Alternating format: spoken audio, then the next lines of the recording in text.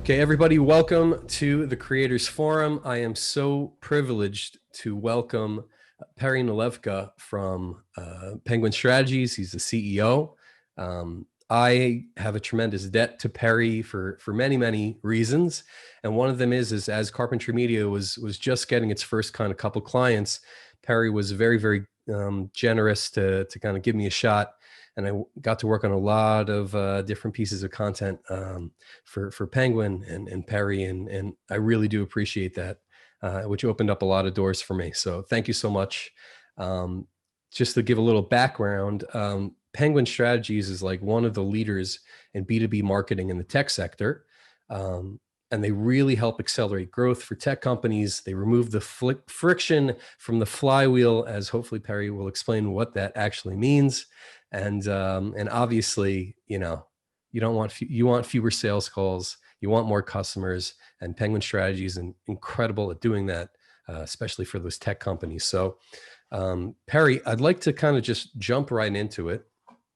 And if you can tell us a little bit about the formation of Penguin Strategies, how did it start? Where are you now? And I guess kind of where do you see this going? Yeah, I started as just helping people on LinkedIn back in 2012, 2013. I was more on the sales side. I was helping people figure out how to leverage LinkedIn, make connections, create their profiles, and it was working with mostly tech companies, of course, here in Israel. I met one of my co-founders. I have two co-founders, and she had introduced me to the world of content marketing, and realized that a lot of the customers I was working with could use help in creating content for social media, longer form, shorter form, and mostly with the written. So we started Penguin actually started as a social media and content marketing agency for tech companies. Our third co-founder joined us just as we were starting and got us into more of the marketing automation, and which eventually became a really close relationship with HubSpot. I'm sure you'll touch on that. Yeah.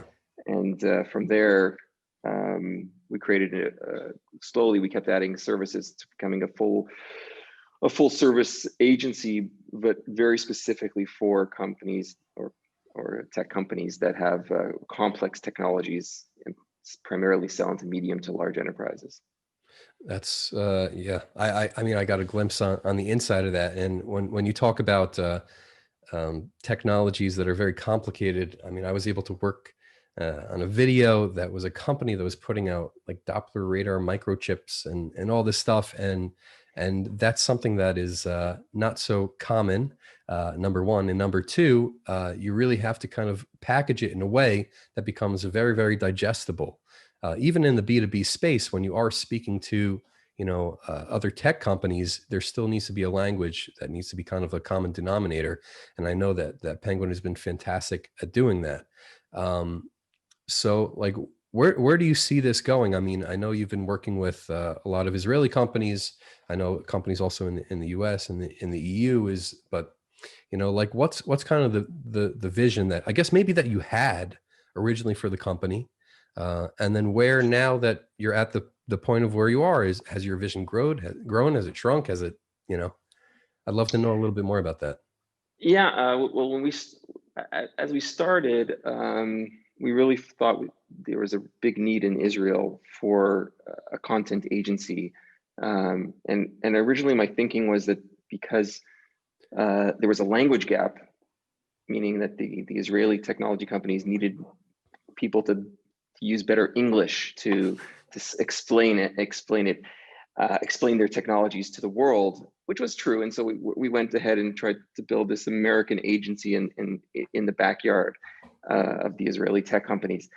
As we kind of accelerated, and we were lucky to work with some really, really great companies, and I'm fortunate to have hired really great people. I realized together with the team, we realized that as companies started approaching us from the US, we realized that the English language wasn't the problem. It was, like I said, when we started, like it was the complex technology, and it wasn't. A lot of marketers say you got to explain it so that your grandmother will understand it, your 6-year-old understand it. Well, that's not really the true case, in at least in my world. In our world, we have to explain it so that other complicated people can understand it. So you got to be speaking the same language, because if you dumb it down too much, they won't, you can't be a thought leader in that space. On the other hand, if it's too boring, nobody will read it. It's actually a very challenging place to be. And so as we've scaled it and we started getting some US customers, we're really trying to be the best at this niche in the world. And so, like I said, we got as American customers. We've actually created a subsidiary in the US a number of years ago. And we've got great teams on both sides of the Atlantic. That's awesome. That's incredible. You mentioned the idea of content marketing. I guess also, for the tech world, it's becoming more common, but content marketing is something that most people think about for brands, or they think, in the sense of like retail brands or something that's more B2C. When it's B2B, it's a little more difficult. People think much more in the behind the scenes, like, oh, they're just having conversations back there. It's not kind of in the front on social media. And it seems that you're trying to change that conversation a little bit. So like what benefits have you seen from kind of content marketing in the tech space? And then I'd like to also ask about your own personal content marketing, because I've seen you built quite a bit of a following also on LinkedIn for yourself. So I guess we can start off with within the tech space, within the companies that you're working with. How have you seen the content marketing kind of play itself out? Yeah. Look, brand is a lot of people have the misconception that when you're selling tech, brand isn't important. You have these great features, people need them, they'll buy them, but they, on the one hand, they still need to get found, and brand is important, especially if you're trying to build a solid long-term business, not something you're trying to build to flip. And in order to build a brand, you need to have great content. It doesn't have to be just written content. It could be video, it could be visual, but it needs to be great. And the only way for it to be great is for your audience to think it's great. And that and the difference with the customers that we work with is that their customers are people, but they're highly intelligent, well-educated engineers that are, some might call them geeks, but they are absolutely your audience, and you need to impress them and want them to think that you are the best thing on the planet for the problems that they have. And that will bring it in, and that will bring them in and bring them coming back, telling their friends or their ecosystem, and it just works. Are you seeing, oftentimes there's a big discussion between, outbound versus inbound, sales, who's more important, who gets more deals, how does it come through? And especially in a B2B space, is it more like direct sales? I need to make sure that I'm, reaching out and just, banging the pavement, or is it, the marketing aspect? And maybe this will eventually lead into kind of the HubSpot and the automation. But Yeah. what have you seen, that's really had the most impact? The answer is neither, and that is, I got a very yes, both outbound and inbound are required if you want to scale at a technology, software, hardware company at any rate. And just like any other company, you need the right amount. It's not that, a lot of people have the misconception that outbound is bad. Cold calling, spamming is bad, but it doesn't mean you can't do outbound. You just have to define it. And Google Ads, is that inbound or outbound? I mean, you're not, that's putting something out there. So there's that, but in a more sense of, there is a place for SDR teams or BDR teams, whatever you want to call them, to reach out properly to potential customers that maybe never heard of them before. But it has to be done, I think, properly, and then it's not spammy. It's okay. Is that more account based, do you think, or is it kind of like I know that's not necessarily the forte of Penguin, but from what you've seen, is it more about they put together a list of companies that they want to address, or is it, you think that it is part of the, I mean, my company won't go out and do the activities that the SDRs do, but they need to be provided with the right content, the right messaging, and the air cover, right? If you're going to get a call from somebody, and if they did it properly, and you might want to take them seriously, the first thing you're going to do is, jump on their website or go to a piece of content they sent you or whatever it is. They need the support. This sales enablement is the big word that that's being used. And that's that needs to be there. So the better that sales and marketing work together, as cliche as that might sound, the stronger the overall team. You're going to hear a lot as the years go forward. We're going to call them revenue teams, where sales and marketing are kind of report into the same structure. There's a lot going on in that space as well.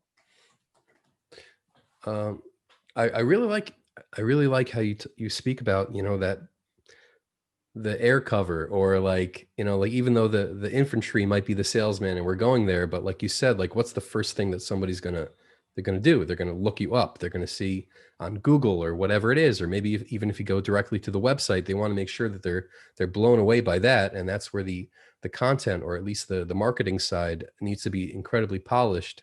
So that way the sales team has the backing, to do their job, and it makes their job significantly easier.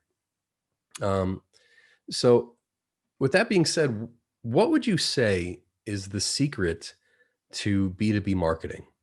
Like if you were going to say, like, this is what you should focus on, one or two things, whatever you choose, you keep this in mind at all times. Look, I think it's not so much of a secret. I think that when someone wants to buy something, they have a pain, they have a need, they want to know a few things, right?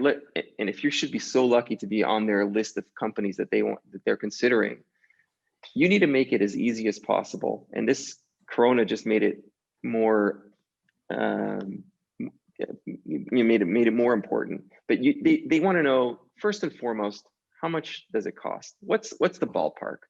And I can't tell you, we've had these discussions, I can't tell you how it pains me how many companies still have a hard time telling people, putting it out there, how much their products cost. And I always say, they say, well, I don't want my competitors to know. I don't want, believe me, they know. It's just your customers need to know. And that's one thing. They want to know what, they know, once they know that, they want to know also, what are other people saying about it? And the easier you make it for them to find that, the better. And of course, they want to know, what it does and what it doesn't, and how complicated is it going to be, at least, especially when it comes to software. One of the main questions there is, like, how complicated is it to get this thing working, right? I know that, I want to buy this software that will help me run my HR. Okay, that's great. It's going to fix all my problems. I read the list of features. It's perfect. What's the pain that I'm going to go through to make this happen? I know it's not going to, it's okay. You can click a button. It's going to be up and running in a minute, but then I have to upload my data. I have to get my employees. There's like tons of stuff that has to go better. And if I have to go through 10 calls to understand that, a lot of people just give up and go to somewhere else where they can get that information without talking to anybody. When I'm ready for a demo, I'll tell you. But you know what I mean? There's so much more that can be done, and I think that the companies that are doing that, and I'm right now looking for learning a training platform for my company, right, to help stop using Excels and all kinds of. And I went online and I looked at 3 or 4 companies that were, I go to any of these comparison websites that give you like ratings and user ratings. I right away go for the top 3, 4 that are rated. I wanted to find 2. 2 of them didn't have pricing, so I didn't even know if they were my ballpark. Why bother calling them when the other 2 that I found were right in my ballpark? So those are the 2 that I'm going to start doing more research. And then I start reading the user and what people are saying. They're telling me what pains they went through and what's good, what's bad. So all these things are being done right by a lot of companies, and those are the ones that are winning. That's a secret. It's not a secret, but it's hidden in your face, because you're saying you need to make the whole entire process easy. Everything has to be easy about this. I shouldn't really have to ask any questions. That movie 8 Mile with Eminem from back in the day? There was a Eminem, the rapper, put out that movie 8 Mile, right? So one of the most amazing things is his final battle rap. What he does is that the way that you want apparently battle rapping, as if I'm such an expert at this, is that you made fun of the guy. You made fun of the guy. Everybody goes, "Oh, whoa, crazy," in the crowd, right? And that's basically how one person won the rap or the other one. So what Eminem knew was that he had so many things that were like lackings within himself and so many areas that they can make fun of. He went first and he brought them up. He's like, "Oh, you're going to tell me I'm a poor white guy from the other, and he literally took all of the things that this guy wanted to say about him. He brought it up front and the guy had nothing left to say. So what we're saying here is that there's a lot of questions that people have that are innate in the world of sales that you're like, you need to literally answer every single question. That way, when you finally, at the end of the pitch or at the end of the process, that they're like, as you can say, any questions? They're like, no, literally, like when can I sign up? Because you Yeah. already answered every single thing that I would have had a question with. So I'll tell yeah. you one more secret that I think Ooh, the ones that will do it in 2021, especially the creators or the service companies, but I think for any company, they keep saying the year of video, the year of audio, the year of this, the year of that. But I think next year's it's already behind, it's already happening. It's the year of giving it away. And what I mean by that is if you do something, you do video, okay? We do, we do inbound and all kinds of digital marketing. What I'm working on right now is digging into all of our secrets of how we do things yeah. and just giving it away and saying, here, go and do it yourself. And you just basically put it out there for people to use, to people to read. It's the next thing. If you look at, and you can see other, I'm sure I've seen a few of your videos. The video people are already doing this, but the rest of the world needs to start doing is like you can have there's 100 videos out there on how to create a video, how to edit a video, yet all of you are still in business. It's not, we have to, that's another misconception, is that if we give it away, nobody will need our service, nobody will need our product, Yeah. or they'll copy us. But Well, we need to be bigger than that. everything takes time, it takes money, it takes Yeah. investment. And therefore, if you want to do it, Russell Brunson the other day, the ClickFunnels guy, I was reading one of his posts, it was a few weeks or a couple months back, and he realized that a friend of his told him like what the process really is. Like his funnel is basically you do it yourself. Like you tell them everything, which is the content marketing. I literally will tell you all my secrets, how to do it, and then you do it. Like I'll give you the instructions. Here's the instruction manual, but you got to go out and you got to purchase all the materials and you got to be the one to put the time in to do it. That's like level one. So when you Yeah. see that, it delivers like, oh, this guy knows what he's talking about, and that's incredible. The next level one was do it with them, and that's maybe sign up for my training and or sign up for my course or whatever it is that you basically show them exactly how to do it. One is you tell them, two is you show them, maybe you even give them the materials in which to do it. At one point Russell Brunson was selling a DVD about how to build potato guns, and then he's like, oh, what's the next step? Is like, actually, can you buy the potato guns? Like, here's the materials that you can buy from me. And then the third one is like, do it for you, which means like you'll hire me and I will take care of everything. I mean, that's something that I, have started doing with my own business, is that instead of kind of working with you on content or doing it, like I want to make sure that I can take care of everything. You literally just film yourself, you put out the piece of content, and I'm going to repurpose it in all these different ways for you. And obviously the financial input goes up because it's your time now is going to me. I'm taking Right. it. That frees up your time to do everything you need. So in the B2B space, I mean, I think it's important. It would be interesting to see how even tech companies per se would be able to deliver it. Like, let's say they are developing some type of micro technology. I mean, there's a lot of issues when it comes to patents, and although I know Yeah. No, around them these days. definitely it can't be a blanket statement, but Yeah. yeah, there's what to there's still a Yeah, way there's a to lot. a ways to go. There's a lot. Okay. So let's jump into HubSpot, because you guys are, and especially you, are like the HubSpot all-star. I know you put on HubSpot events. You always promote the idea of utilizing HubSpot, all the information that they give out and the technology that they give out, or they offer. Can you tell me a little bit more about what is HubSpot, especially in the world of B2B tech marketing, and how do you best utilize it? So I think the best thing to talk about, the way to categorize it today, and this is an emerging term, I think it's called revenue operations. Okay. And basically, what do you need for, what do you need a revenue operations? You have at the core, you have your CRM. If I need to explain anything, let me know. No. You have your CRM, and on the marketing side, you have marketing automation, and on the sales side, we've called the sales enablement tools that you need. And what HubSpot's done really well is they've been able to create a platform that gives you that end-to-end solution. And so we started with the marketing automation, and we've moved slowly as the years have gone by. We've moved into CRM and into sales enablement.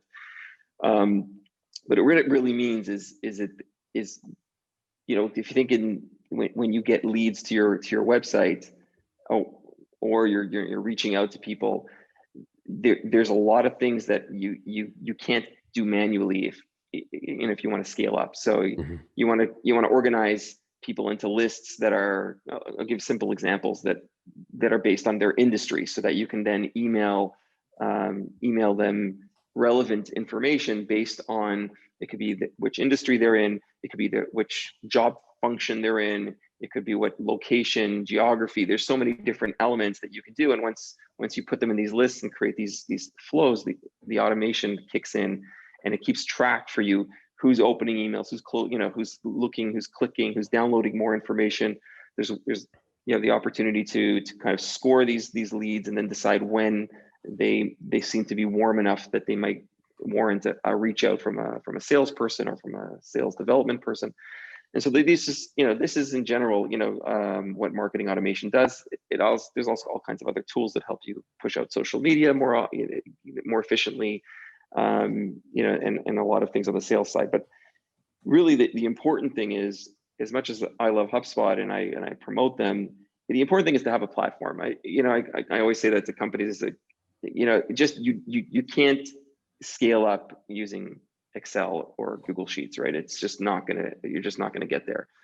When would you say to start doing that? Let's say it's a company who's just starting off, or they've been out for a couple of years, but they're not getting, 100 or 1,000, site visits a day. At what point would you say, like, let's start moving? The day you start. I think that's the Automation should start on day one. You don't necessarily need automation on the day you start, right? But there's no reason that you shouldn't be starting to leverage a CRM. There's so many free tools.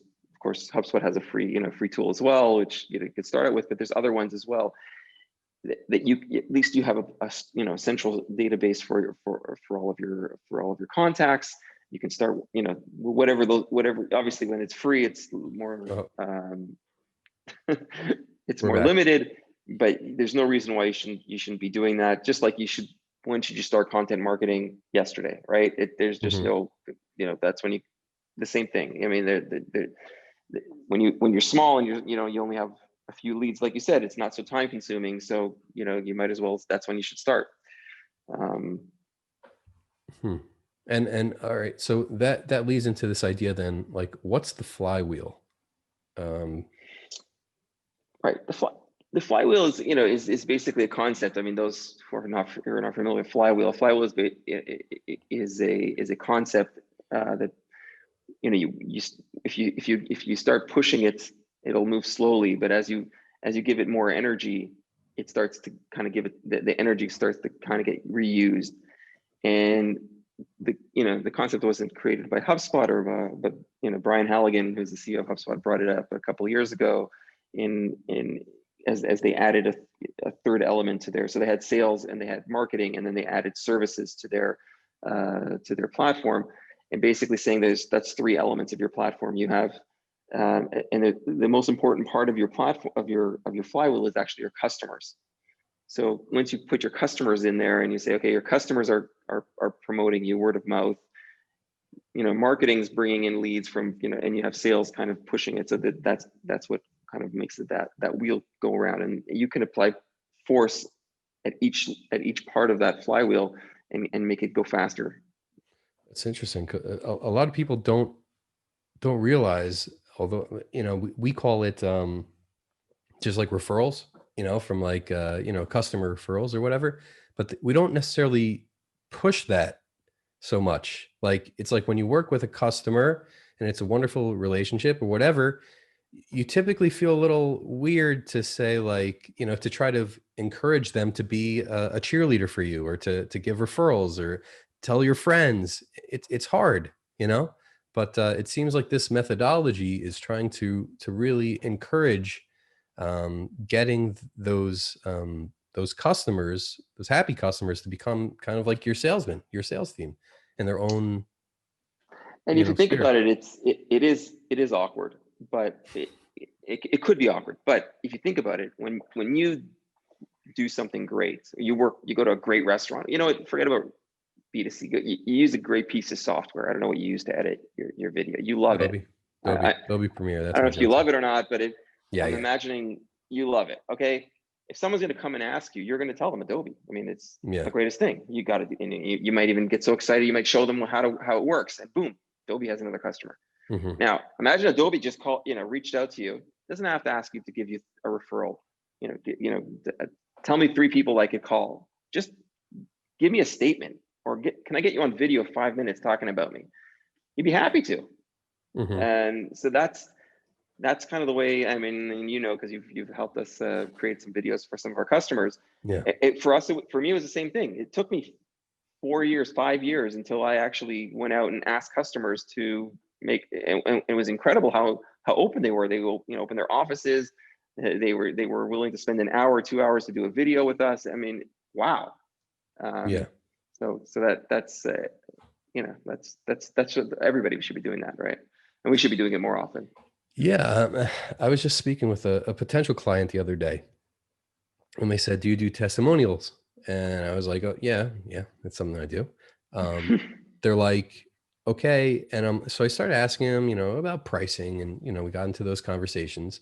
And at one point I said, and they're like, "Okay, we're just, how much is it?" And they're trying to like look for a budget. I said, "Look, for any video, it could be, I could spend $500 on it and show up with my phone and, do something, or I can spend $500,000 on it and get animation and make the most amazing, Pixar type video." Like, I mean, we want to do the best that we can, but like, I asked her, like, what's your budget? And she said, "Oh, I'm kind of just trying to figure it out." But then eventually she was, we got into a potential range. But I said, one of the things that you need to be aware of is that sometimes I said, like, what's the purpose of this testimonial video? What is it going to bring you? Because when you're talking about budget and you're talking about getting somebody a testimonial, like, where is it actually going to, where is it going to bring you? Like, how much revenue is this going to potentially drive you? And their answer was, well, we saw, a lot of competitors, they're starting to do these testimonial videos, and we thought maybe we should too. Um, and I was wondering, like, have you seen, I don't know, directly or indirectly, that those types of testimonials have really increased conversion rates? I know there's a lot of data out there about testimonials increasing conversion rates, but what have you seen from, either from your clients or yourself? Does it seem that that's helped? So this goes back to something I said at the beginning. I think testimonials are are part of the research. They're definitely, we can see it as a touch point on the buyer's journey, which is great. So it can't tell you, this is one of the broadly discussed items in marketing, is attribution. Who gets the credit for the sale? Yeah. If you met him in a bar and then he closed the deal and the last thing he touched was a webinar with whatever, is it the bar or the webinar? But what about all the things that happened in between? And so you know, that's why attribution is going through some cycles, and we're not going to go in and overcomplicate it, but we can definitely see that it's in the buyer's journey. But better than that, it's when we're talking to a customer, everybody wants to talk, you know, especially in services, you want to talk to 3 of your customers. Well, once we send them to watch the videos, usually either it's good enough, or maybe they want to talk to 1 of them, or, you know, it's kind of, it brings down it gives them a lot more of a comfort feel. You know, if somebody was willing to do that, and then all these, you know, and we also have you know, if you go down to HubSpot's website, we have a partner portfolio, we have got like 100 reviews, and, you know, 99% of them are positive. It's kind of like Amazon. It's kind of, okay, I don't know what these guys are, but it sounds like we could trust them. So that's what it's, you know, trust is, you can't put a price on that. Yeah, I was recently looking at changing banks, and you know, I told my mom, I was talking to her about it. She's like, "Well, I hope you you know them, and I hope they're good or whatever." She's like, I was like, "Look, I went online, I searched a lot of different types of banks. I looked at online banks, which is the best, because being in Israel, having American accounts and Israeli accounts, and you know, you want to make sure that everything is on the up and up, and it flows. I can't just show up, you know, at a bank in New Jersey like at a whim." So one of the things I did, as I looked online, I kept on seeing this company popping up at the top of the list in all these, you know, these different lists, different websites, different lists. I was like, well, that looks pretty good, you know, and it seems Yeah. to be a smooth process. But yeah, like just making sure I'll look at the reviews. Is this a good review? So I guess that's kind of the idea, is that a testimonial is basically just like a kind of like a review of the company with a real person, and you can see how they worked, and you know, I guess it definitely builds trust, because it's a real person who is coming out and actually saying, I work with them, I enjoyed it, as opposed to just a bunch of random letters or, you know, sentences like, oh, so and so Johnny loves working with this company. It's that, especially that video, it really shows the personal touch. All right, Perry, I got 2 more questions for you. The first one is, what advice do you have for creatives, video or written, or you know, drawing, or whatever it may be? What advice do you have for them to kind of work with marketing agencies? Because I know you've done a lot with that. So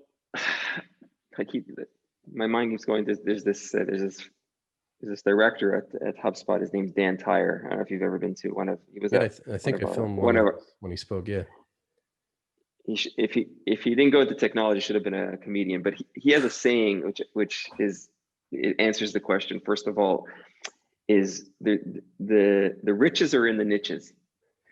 I think that, you know, I don't know how many emails I get a week from, we'll call them creators, right? Other agencies who want to help, or, you know, want to do the development, or designers, or there's so many of them, and it's overwhelming. So it's, you know, the first, you know, it's my first person is advice is, you got to be try to be the best at something. That's very specific, right? Video is, you know, and much better than I do. There's so much of video, right? There's long form, there's short form, there's micro, there's editing, there's shooting, there's pictures. I don't know, whatever. There's just all over. And then, so that, you know, if that's your thing, you want to be really great at a really specific thing, or it might be for a specific industry. The more, the smaller you go, the bigger you'll get. That's kind of my philosophy on that. And the other thing is that if you do that, you can kind of get around the agencies. Because, you know, a lot of companies are out there, want to work directly with the freelancer. And you know, a lot of times when we have to work with freelancers, we actually give our customers the option to go work directly with it. You know, why? I mean, if you work through me, I'm usually transparent. We're gonna, whatever he charges us, we're gonna charge on top of you. You know, top of that something, yeah, of and it's course. just the way they know that, and we know that, and why not say it out loud? And so, you know, we've been, you know, sometimes it doesn't make sense because it's part of a bigger project. Yeah, But I think that so that's number 2, is like, if you're really good at a niche, you'll be able to, you know, you started working with us, and I'm sure other agencies, but I know that you probably have your own customers. yeah. And I think that the third thing, which I'm sure you're going to ask as your next question, I think the personal brand is really important. Because for me or any other company, we're getting a lot of emails, we're getting a lot of things. So if we had, if I'd seen a video of yours, online, and you caught my attention and you had a brand, it would be the chances of engaging with you or replying to your email would be much higher. So that's those are some pieces. I think just on the other side is that oftentimes people, I think, especially before they're very established in their field, they get nervous to brand themselves in an area that maybe would be to the exemption of another area. Like, somebody might like somebody to do video. I do video. Okay, great. So personally, I'm aiming much more for businesses and tech companies and,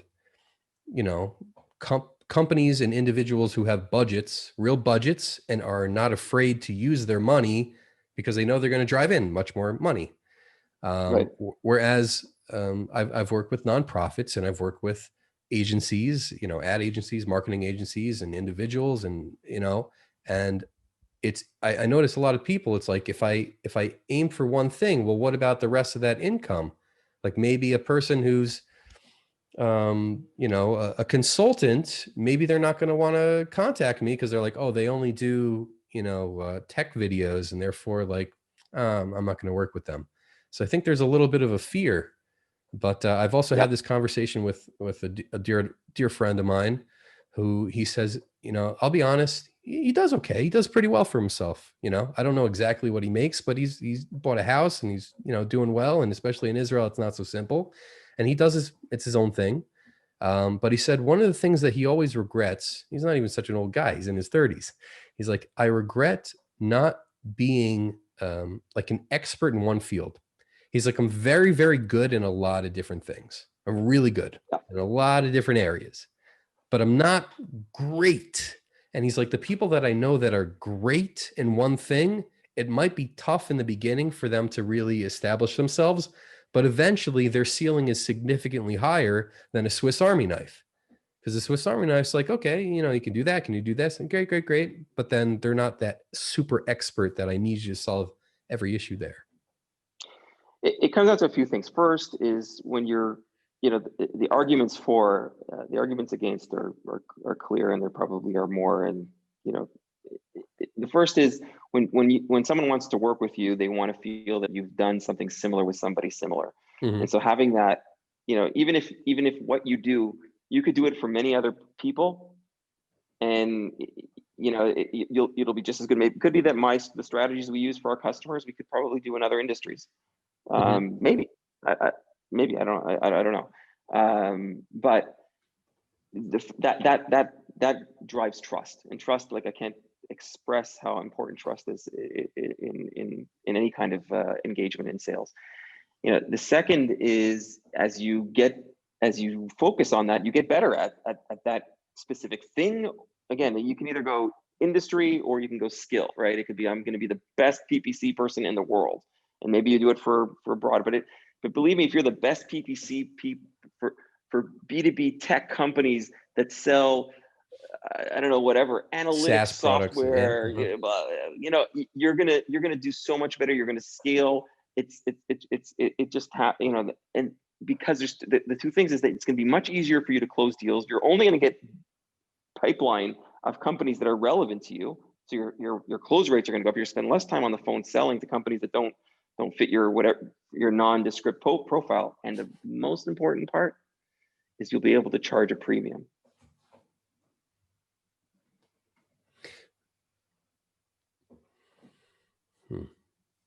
Yeah, well, that definitely definitely is the most important part. Yeah, there's a lot to say there. And once again, it's overcoming that fear. It's overcoming the fear of Yeah. if I'm going all in, how do I know?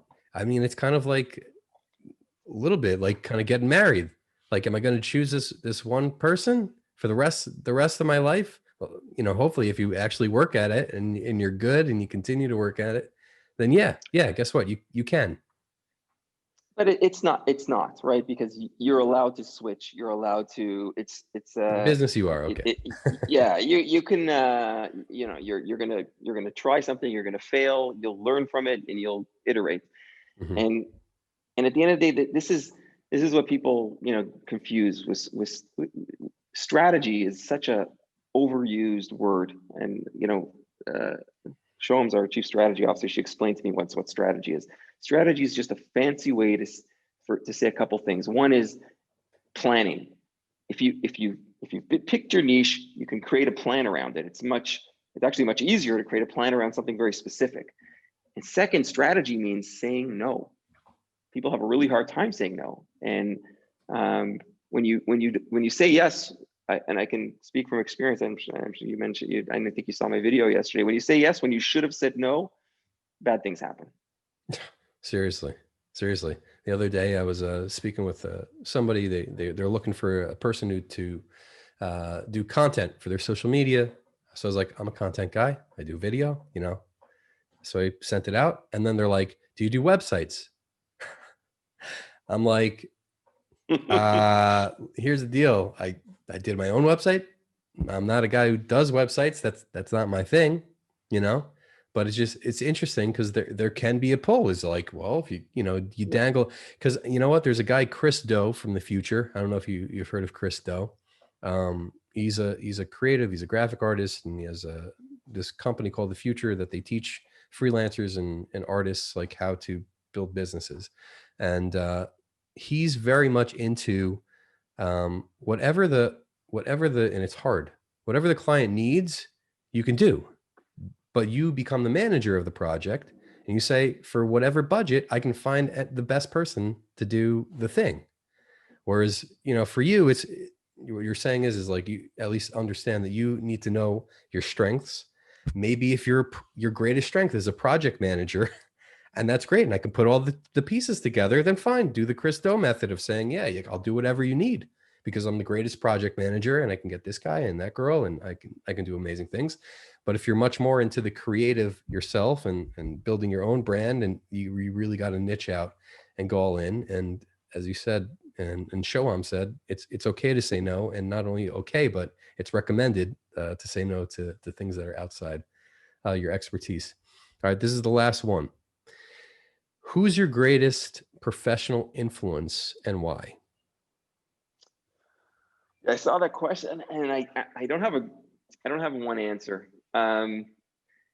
Probably I guess my greatest would probably be my dad, in that I saw him building companies as a kid. But other than that, I went to university many million years ago and didn't learn anything of substance. The classic story.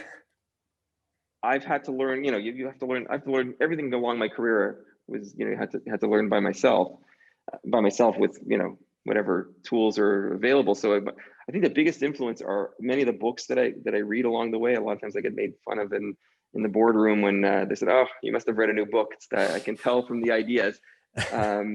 And Google, right? That's, that I always say that every answer is in Google. So, someone asked you, I remember talking to an entrepreneur that, they went out for funding and they asked him for some term sheet or something, or, he had no idea what they were talking about. He said, "No problem, we'll get you that tomorrow." Went online, spent the whole night figuring out what this term or P&L or whatever it was, and built, so I think it's, to me, it's there's the influences change over time. Then let me rephrase it. What lesson did you learn, and maybe from who, was the biggest paradigm shift in your perspective in business? Like for me, it's not hidden that Gary Vaynerchuk, and that opened up the world of content marketing, and especially micro content and repurposing, that really jived with me. His other business stuff also worked, but the whole idea is like, wait a second, you can take long form or even create short videos and repurpose them, and that sat with me, and that became like my whole vision of what I want to try to now give my clients. So in for you, like what was that paradigm shift of like, oh my gosh, this is a different world now. I get it. I get it. Um, I'm actually trying to pull it up on my phone right now because I'm trying to remember that's it. Ben Horowitz. I read a book called The Hard Thing about hard things. I don't know, it must have been a year into Penguin, and it connected. The idea was that it's not so much what you're building, it's that you want to build a great company, and that there's a lot of lessons in that business in that book. What's great about the book is it's not your typical management, fly lucky, or everything's a management book written by someone who's never managed a falafel cart. Yeah, everything hits the fan in that book. I mean, he's hard hitting, straight shooting, and I remember reading stuff like this, and I was like, this stuff doesn't happen, and a lot of it has. And so it's kind of become just like waiting for that $1 billion exit. That's the next part. Yeah, and I think it's there's something there that there's a lot of great things there, but I think one of the things is just you take care of your people, and the way you would want them to take care of your customers, and it all works out. That's kind of something that's really strong in what he says, and it's a great theme across a lot of great companies that you'll read about. But if I had to pin it down to one, that would probably be it. Yeah, that's absolutely a great book. I read it. I'll probably have to reread it, in a couple of years from now when I'm actually can understand more deeply what he's talking about. But yeah, Perry, thank you so much. My I pleasure. really, really appreciate it. You gave me a lot to think about. Hopefully the audience also has a lot to think about and a lot that they can internalize and put into their business. And how can people reach out? Should they go to Penguin? Can they reach out to you? Yeah, connect to me on LinkedIn, or just email me, Perry, Perry @penguinstrategies.com. Awesome. All right, Perry, thank you so much. Awesome. Great talk to you. Take care. All the best. Bye-bye.